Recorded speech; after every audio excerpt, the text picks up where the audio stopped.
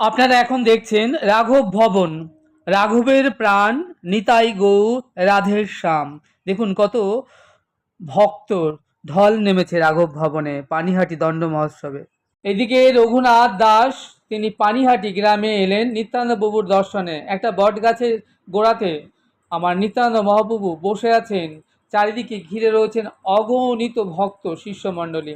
গঙ্গার তীরে বৃক্ষমূলে উপর নিত্যানন্দ মহাপ্রভু অবস্থান করছেন। দূর থেকে রঘুনাথ দেখছেন যেন কোটি সূর্যের উদয় হয়েছে, তার অঙ্গ কান্তি যেন কোটি সূর্য সম। রঘুনাথ দাস গোস্বামী নিত্যানন্দ প্রভুর এই রূপ দেখে তিনি অবাক বিস্মিত হলেন। তখন দূর থেকেই দণ্ডবাদ করলেন নিত্যানন্দ প্রভুকে। ভাবলেন আমার তো কাছে গিয়ে চরণ স্পর্শ করবার মতো যোগ্যতা নাই।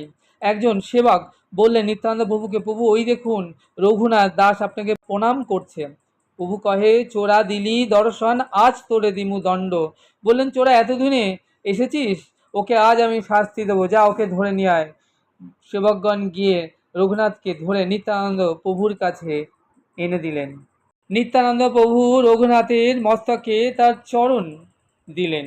নিতাই পদকমল কোটিচন্দ্র সুশীতল, যে ছাওয়ায় জগৎ জুড়ায়, হেন নিতাই বিনে ভাই রাধা কৃষ্ণ পাইতে নাই, দৃঢ় করি ধরো নিতাইয়ের চরণ দুখানি।